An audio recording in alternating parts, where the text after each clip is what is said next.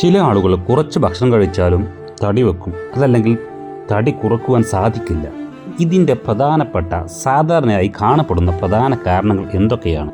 ഒന്നാമത്തത്, നമ്മുടെ ശരീരത്തിന് ഭക്ഷണം വളരെ കൂടുതൽ നിയന്ത്രണം ഏർപ്പെടുത്തുമ്പോൾ നമ്മുടെ ശരീരം എന്തോ ഒരു അപകടം മണക്കും. അതിനാൽ തന്നെ ശരീരം ഇനി ഭക്ഷണം കിട്ടാത്ത കാലമാണ് എന്നുള്ള രീതിയിൽ മനസ്സിലാക്കി ഭക്ഷണം സ്റ്റോർ ചെയ്യാൻ തുടങ്ങും. കുറഞ്ഞ ഊർജത്തിൽ തന്നെ ശരീരം പ്രവർത്തിക്കുവാൻ തുടങ്ങും. ഇത് മെറ്റബോളിസം ആക്ടിവിറ്റി വളരെ മന്ദഗതിയിലാക്കുന്നു.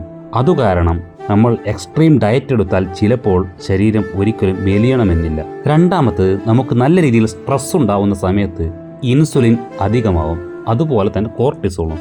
ഇത് രണ്ടും ശരീരത്തിൽ അധികമാവുമ്പോൾ നമ്മൾ ഒരിക്കലും മെലിയുകയില്ല. ഇത് ശരീരത്തിലെ ഫാറ്റ് ഉയരുവാൻ കാരണമാവും. അതുപോലെ തന്നെ ശരീരത്തിന് വേണ്ടത്ര പ്രോട്ടീൻ ലഭിക്കുന്നില്ല എന്നുണ്ടെങ്കിൽ അത് ശരീരത്തിൽ ഫാറ്റ് സ്റ്റോറേജ് വർദ്ധിക്കുവാൻ കാരണമാവും.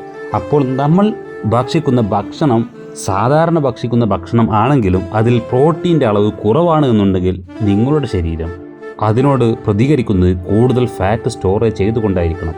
കാരണം പ്രോട്ടീൻ എന്ന് പറയുന്നത് വളരെ ശരീരത്തിന് ആവശ്യമായിട്ടുള്ള മെറ്റബോളിസം ആക്ടിവിറ്റി ത്വരിതപ്പെടുത്തുന്നതിനും മസിൽ ഗ്രോത്തിനും എല്ലാം ആവശ്യമായിട്ടുള്ള ഒരു പ്രധാന ഘടകമാണ്.